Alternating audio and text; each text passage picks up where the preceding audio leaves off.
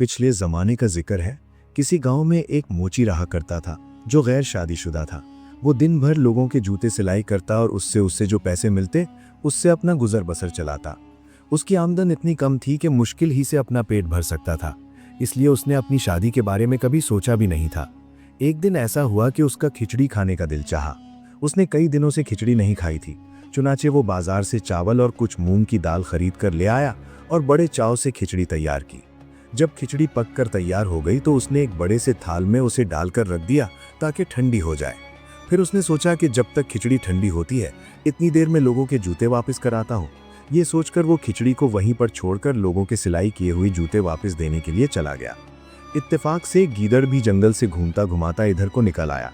उसने जुलाहे का घर खाली देखा तो अंदर घुस आया। जब उसने सामने देखा तो एक बड़ी सी थाली में ताज़ा ताज़ा खिचड़ी रखी हुई थी। गीदड़ भूखा तो था ही, उसने आओ देखा न ताओ और जल्दी जल्दी खिचड़ी खाने में लग गया।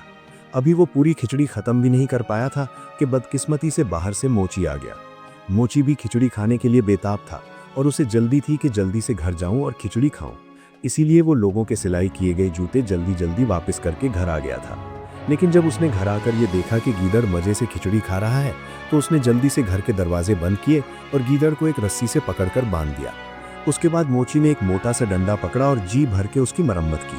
वो थोड़ी थोड़ी देर बाद उठता और डंडा लेकर गीदड़ की ठुकाई शुरू कर देता और जब थक जाता तो फिर अपने कामकाज में लग जाता। गीदड़ दिल ही दिल में सोचने लगा, अगर ये मुझे यूं ही मारता रहा तो मेरा जिंदा बचना मुहाल है।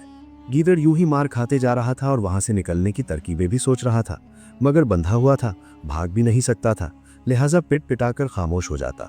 रात जैसे तैसे गुजर गई और सुबह जब मोची अपने काम पर गया तो गीदड़ सोचने लगा, यही मौका है कुछ न कुछ करने का, कोई अच्छी तरकीब सोचनी चाहिए। गीदड़ कुछ देर बैठा सोचता रहा और आखिर उसके जहन में एक तरकीब आई। उसने इर्द गिर्द चक्कर लगाकर अपने आप को रस्सी से और भी जकड़ लिया और इस तरह से चीखने लगा जैसे अपने साथियों को बुला रहा हो। जंगल बिल्कुल करीब था, इसलिए जब दूसरे गीदड़ों ने उसकी आवाज़ सुनी तो वो भी जोर जोर से चीखने लगे। जंगल में जो गीदड़ बोलने लगे थे उनमें एक गीदड़ ऐसा भी था जो उस गीदड़ का दोस्त था जो खिचड़ी खाकर इस मुसीबत में फंस गया था। उसने जब अपने दोस्त की आवाज़ सुनी तो वो ये जानने के लिए कि उसका दोस्त कहाँ है तो वो और भी ज़्यादा ज़ोर से चीखने लगा। जब उसे इस बात का अंदाज़ा हो गया कि उसका दोस्त इस गाँव में है और उसे ढूंढने के लिए उसी गाँव की तरफ आ गया और ढूंढता ढूंढता आखिरकार मोची के घर के पास पहुँच गया। उसने कान लगाकर सुना तो उसकी आवाज़ उसी मोची के घर से आ रही थी। उसने अंदर झांक कर देखा तो उसका दोस्त रस्सियों से बंधा हुआ था। वो जब उसके करीब पहुंचा तो उसने अपने दोस्त से पूछा, क्यों दोस्त, तुम यहाँ पर क्या कर रहे हो और तुम यहाँ पहुँचे कैसे? और रस्सियों से बंधे हुए गीदड़ की इस कदर पिटाई हो चुकी थी कि उसका सारा जिस्म सूज चुका था और इस वजह से वो बहुत मोटा ताज़ा दिखाई दे रहा था। जब उसने अपने दोस्त को अपने पास देखा तो उसने अपने दर्द को छुपाने के लिए कदरे मुस्कुराहट के साथ कहा, हम तो ऐश कर रहे हैं दोस्त, तुम तो जंगलों में मारे मारे फिरो। दूसरे गीदड़ ने जब उसे देखा तो वो वाकई ही मोटा ताज़ा मालूम हो रहा था। उसने उससे सवाल किया, फिर भी तुम हमें बताओ कि तुम्हें ये कामयाबी कैसे मिली? रस्सियों से बंधे हुए गीदड़ ने बड़ी चालाकी और होशियारी से काम लेते हुए कहा, मैं तुम्हें ये राज बताने के लिए तैयार हूँ, मगर एक शर्त पर। वो क्या, मुझे जल्दी बताओ। दूसरे गीदड़ ने कहा, वो शर्त यह है कि तुम किसी को हरगिज़ नहीं बताओगे। नहीं, बिल्कुल नहीं, तुम मुझसे वादा ले सकते हो कि मैं किसी को नहीं बताऊंगा। इस पर रस्सियों से बंधे हुए गीदड़ ने कहा, दरअसल बात यह है कि मुझे निहायत रहमदिल और नेक आदमी ने पकड़ लिया है। वो मेरी बहुत खातिर तवज्जो करता है और तुम देख नहीं रहे कि मैंने कैसे मुझे रस्सियों में जकड़ा हुआ है कि मैं कहीं अपने आप को छुड़ाकर यहाँ से चला ना जाऊँ। फिर उसने अपने ऊपर बंधी हुई रस्सियों की तरफ इशारा करते हुए कहा, देखो मैं किस कदर मोटा ताज़ा हो गया हूँ। वो आदमी मुझे हर रोज़ हलवा पूरी खिलाता है। दूसरा गीदड़ उसकी बातें सुन रहा था और दिल ही दिल में सोच रहा था कि काश ये मौका मुझे मिल जाए। हलवा पूरियों के नाम से उसके मुंह में पानी आ चुका था। बंधे हुए गीदड़ ने जब ये देखा कि उसका दोस्त उसके फरेब में आ चुका है तो वो आहिस्ता से बड़ी राजदारी के साथ कहने लगा कि तुम मेरे दोस्त हो, मैं तुम्हारे लिए ये कर सकता हूँ कि तुम मेरी रस्सियाँ खोल दो और मैं तुम्हें अपनी जगह पर बांध देता हूँ और इस तरह से तुम भी 2-3 रोज़ में मेरी तरह मोटे ताज़े हो जाओगे और खूब ऐश करोगे। बाहर से आने वाला गीदड़ बेवकूफ़ को बन ही चुका था, इसलिए खुश होकर बोला, हाँ दोस्त, अच्छा है, तुम्हारी मेहरबानी से मैं भी 2-4 रोज़ हलवा पूरी खा लूँगा। लो मैं तुम्हारी रस्सियाँ खोल देता हूँ और तुम मुझे अपनी जगह पर बांध दो। इसके बाद उसने बंधे हुए गीदड़ की रस्सियाँ खोल दी। बंधे हुए गीदड़ ने खुद वहाँ से आज़ाद होकर उसे वहाँ पर बांध दिया और वहाँ से चलता बना। उधर जब मोची अपने काम से घर वापस आया तो उसने करीब पड़ा हुआ डंडा उठाया और गीदड़ की मरम्मत शुरू कर दी। उसे क्या मालूम था कि ये वही गीदड़ है या कोई और। उसने अपना गुस्सा उतारने के लिए गीदड़ पर ऐसी लाठियाँ बरसाईं कि वो चीखता ही रह गया। वो बहुत घबराया कि ये कैसा हलवा पूरी है जो मुझे मिल रहा है। खैर, कुछ देर तक वो खामोशी से पिटता रहा, लेकिन जब उसने देखा कि मोची तो किसी सूरत भी बस नहीं कर रहा, तो उसने मोची से कहा कि तुम मुझे इस तरह से क्यों मार रहे हो, मैंने तुम्हारा क्या बिगाड़ा है। उधर जब मोची ने गीदड़ को देखा कि वो इंसानों की तरह बातें कर रहा है, तो वो बहुत हैरान हुआ और सोचने लगा कि इससे पहले तो ये नहीं बोलता था। उसने दिल में ख्याल किया, यकीनन ये मुझे पहले बेवकूफ़ बना रहा था, इसलिए इसने मुझसे कोई बात नहीं की थी, और अब शायद ये बहुत ज़्यादा मार खा चुका है, इसलिए मुझसे बातें करने लगा है। मोची ने 2-4 डंडे और गीदड़ की कमर पर जड़ दिए। अब तो गीदड़ और भी घबराया और सोचने लगा कि ये तो मुझे जान से ही मार डालेगा। चुनाचे वो मोची की मिन्नत समाजत करते हुए बोला, अगर तुम मुझे आज़ाद कर दो तो मैं तुम्हारी शादी बादशाह की बेटी से करवा दूंगा। गीदड़ बोला, क्या कहा? मोची का मुंह खुला का खुला रह गया। बादशाह की बेटी से मेरी शादी? उसने बड़े ताज्जुब से पूछा, ये तुम क्या कह रहे हो? कहा मैं गरीब मोची और कहा बादशाह की बेटी, क्या तुम मुझे बेवकूफ़ बना रहे हो? इस पर गीदड़ बोला, नहीं कि मैं सच में तुम्हारी शादी बादशाह की बेटी से करवा दूंगा। मोची हैरानी से बोला, क्या वाकई ही? लेकिन मुझे यकीन नहीं आ रहा। गीदड़ कहने लगा कि मैं तुमसे वादा करते हुए कह रहा हूं कि मैं अपनी बात को पूरा करूंगा। गीदड़ की इस यकीन दहानी के बाद मोची ने उसे आज़ाद कर दिया। गीदड़ आज़ाद होने के बाद मोची से कहने लगा, तुम घर में ठहर कर मेरा इंतज़ार करो, मैं बहुत जल्द तुम्हारे लिए खुशखबरी लेकर आऊँगा। इतना कहकर गीदड़ वहाँ से रुखसत हो गया। गीदड़ गांव से निकलकर दरिया के किनारे पर पहुंच गया। उसने दरिया को पार किया और दूसरे किनारे पर पहुंचकर उसने इंसानी रूप धार लिया। दरिया के उस पार एक दूसरे बादशाह की हुकूमत थी, जिसका महल दरिया से कुछ ही फासले पर वाक़या था। उसने अपने आप को इल्ची बना लिया और बादशाह के दरबार में पहुंच गया। बादशाह ने उसे देखा तो पूछा कि ए अजनबी, तू कौन है और यहाँ किस गर्ज से आया है? जवाब में उसने सर झुकाकर कहा कि बादशाह सलामत, मैं आपके पड़ोसी मुल्क के बादशाह का इल्ची हूँ। बादशाह ने जब ये सुना तो उसे बड़ी इज्जत के साथ पेश आया और उसे अपने पास बैठने के लिए जगह दी और उसे पूछा, ए इल्ची, कहो कि तुम्हारे बादशाह का हमारे लिए क्या पैगाम है?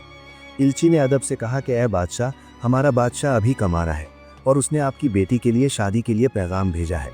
इत्तेफाक की बात थी कि उस बादशाह की एक बेटी थी और वो जवान थी और बादशाह उसके रिश्ते के लिए परेशान था और वो इसी इंतज़ार में था कि किसी सल्तनत से उसकी बेटी के लिए रिश्ता आए। जब उसने ये देखा कि रिश्ता खुद ब खुद ही आ गया है तो वो बहुत खुश हुआ। उसने इल्ची से कहा कि हमें ये रिश्ता मंजूर है और उसने साथ ही शादी के लिए तारीख भी तय कर दी और इल्ची को बहुत सी कीमती तहाइफ देकर रुखसत किया। इल्ची वहाँ से रुखसत होकर दोबारा दरिया पर आया और वहाँ पहुँचकर फिर गीदड़ के रूम में आ गया और दरिया पार करके सीधा गाँव की तरफ चल दिया। गाँव पहुँचकर वो सीधा मोची के घर पहुँच गया। आगे मोची भी उसका मुंतजिर था। उसे देखते ही खुश होकर बोला, क्या खुशखबरी लाए हो? गीदड़ ने बड़े इत्मीनान से जवाब दिया कि तुम्हारी शादी की बात तय हो गई है और फना तारीख को तुम्हारी शादी है। ये सुनकर मोची ने घबराकर कहा, मगर मेरे पास तो एक फूटी कौड़ी भी नहीं है। इस पर गीदड़ ने कहा कि तुम फिक्र न करो। गीदड़ ने इतना कहा और मोची को हैरान परेशान छोड़कर वहां से चला गया। हकीकत ये थी कि मोची को अभी तक यकीन नहीं आ रहा था कि उसकी शादी किसी बादशाह की बेटी से होने वाली है। ये अनहोनी बात थी, लेकिन जब उसी तारीख को सुबह सवेरे गीदड़ उसके पास पहुंच गया तो उसे और भी ताज्जुब हुआ और गीदड़ ने उससे कहा कि जल्दी करो, मेरे साथ चलो, आज तुम्हारी बादशाह की बेटी से शादी है। भला मोची को क्या साजो सामान लेना था। वो खामोशी से गीदड़ के पीछे पीछे चल दिया और गीदड़ उसे अपने साथ लेकर गांव से बाहर उसी दरिया के करीब पहुंच गया। उस वक्त दरिया के किनारे पर एक धोबी कपड़े धोने के लिए आया हुआ था। गीदड़ ने उसे एक सोने की मुहर दी और कहा कि तुम्हारे पास जितने भी कपड़े हैं इन्हें आसपास दरख्तों और झाड़ियों की तरफ फैला दो। धोबी को मुफ्त में सोने की मुहर मिल चुकी थी, उसे और क्या चाहिए था। उसने वो कपड़े जो वो धोने के लिए गड़री बांध कर लाया था, गीदड़ के कहने के मुताबिक दरिया के किनारे झाड़ियों और दरख्तों पर फैला दिए। गीदड़ ने जब देखा कि उसने कपड़े फैला दिए हैं तो वो एक रुई बेचने वाले आदमी के पास गया और उसे सोने की एक मुहर देकर बोला, तुम धुनी हुई रुई के चंद गट्ठे दरिया के किनारे पर पहुंचा दो। रुई बेचने वाले आदमी ने सोने की मुहर लेकर धुनी हुई रुई के कुछ गट्ठे दरिया के किनारे पर पहुंचा दिए और जब ये सब कुछ हो चुका तो गीदड़ ने जुलाहे से कहा, उसे जैसा मैं कहूँ तुम वैसा ही करना।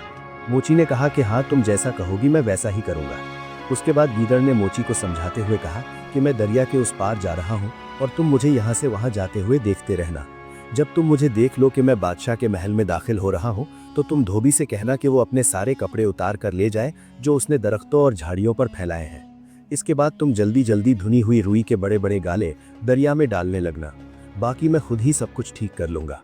गीदड़ मोची को ये हिदायत देकर खुद दरिया में तैरता हुआ दूसरे किनारे पर पहुँच गया। दूसरे किनारे पर पहुँचकर उसने फिर से इल्ची का रूप धार लिया और बादशाह के महल की तरफ चला गया। दूसरी तरफ बादशाह शहजादी की शादी करने के लिए पूरी तैयारियां करके बैठा था और शाही बारात का मुंतजिर था।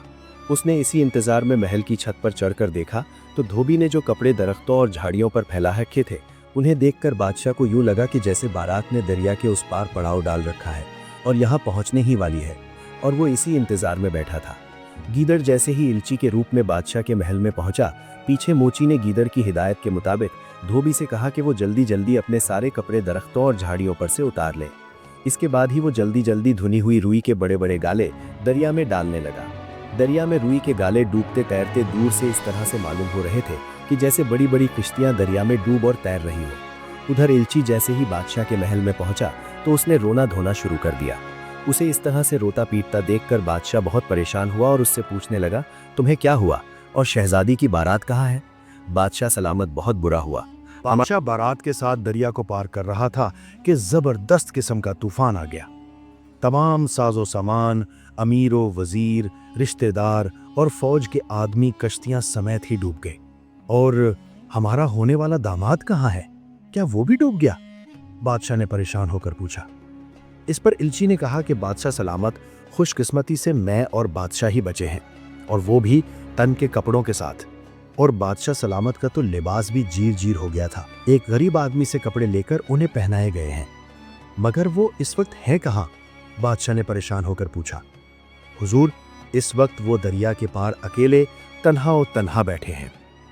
ये सुनते ही बादशाह ने अपने वजीरों और सिपाहियों को हुक्म दिया कि अभी जाएं और पूरी शान और शौकत के साथ हमारे होने वाले दामाद को महल में लाएं। हुक्म की देर थी कि उसी वक्त फौज के सिपाही मोची को लेकर महल में पहुंच गए। उस वक्त तक धोबी अपने सारे कपड़े समेटकर जा चुका था और रुई के बड़े बड़े गाले दरिया में डूब चुके थे। सिर्फ मोची हैरान परेशान दूसरे किनारे पर बैठा ये सब कुछ देख रहा था। उसके बाद मोची को कश्ती के जरिए दरिया पार करवाया गया और बड़ी शानो शौकत के साथ बादशाह के महल में पहुंचा दिया। जब बादशाह ने अपने होने वाले दामाद को जिंदा पाया तो उसे देखकर बहुत खुश हुआ, और इस तरह से शहजादी और मोची की शादी बड़ी धूमधाम से कर दी गई। शादी के बाद इल्ची ने बादशाह से कहा कि आलिम पनाह, अगर इजाजत दें तो एक बात अर्ज करूं? बादशाह बोला, जरूर कहो, हमारी तरफ से इजाजत है। इल्ची ने बड़े आदाब के साथ कहा, आलिम पनाह, आपके दामाद का सब कुछ लुट चुका है। माँ बाप, रिश्तेदार, अमीर, वजीर सब डूब गए हैं, और अब वो बिल्कुल तन्हा है, और पीछे खबर नहीं कि महल पर भी किसी ने कब्जा कर लिया हो, क्योंकि बारात की तबाही की खबर पीछे पहुंच चुकी थी। इसलिए इनका वापस जाना बेकार है। क्यों ना इन्हें यहीं पर रुकने के लिए मजबूर किया जाए। इत्तेफाक से बादशाह पहले ही से ऐसा सोच रहा था। बादशाह की एक ही बेटी थी और वो उसे बहुत प्यार करता था। उसे इल्ची की ये बात बहुत पसंद आई। उसने दिल में सोचा, इस तरह से उसकी बेटी भी उसके नजरों के सामने रहेगी और मुझे भी सल्तनत में मेरा हाथ बटाने वाला मिल जाएगा। उसने इल्ची से कहा, क्या हमारा दामाद इस बात को मान जाएगा? इल्ची झट से बोला, हुजूर, ये आप मुझ पर छोड़ दें, मैं उन्हें राजी कर लूंगा। बादशाह खुश था कि अब उसकी बेटी उसकी नजरों के सामने ही रहेगी। चुनाचे मोची को वहीं पर एक महल दे दिया गया, जहां मोची शाही शानो शौकत के साथ वहां पर रहने लगा। चंद रोज तक गीदड़ भी वहीं पर इल्ची के रूप में उनके साथ रहा। फिर एक रोज मोची से कहने लगा कि देखो, मैंने तुमसे जो वादा किया था उसे पूरा कर दिया है। अब मुझे इजाजत दो ताकि मैं भी अपने साथियों से जा मिलूं। मोची ने उसे बहुत रोकना चाहा, लेकिन वो ना माना और रुखसत होकर एक बार फिर अपने असली रूप में आकर अपने दोस्तों से जा मिला। प्यारे दोस्तों, उम्मीद करता हूं कि ये वीडियो आपको पसंद आई होगी। अगर वीडियो अच्छी लगी हो तो कमेंट्स में अपनी राय का इजहार जरूर कीजिएगा। हमारे चैनल को सब्सक्राइब कर दीजिएगा। वीडियो देखने का बहुत बहुत शुक्रिया।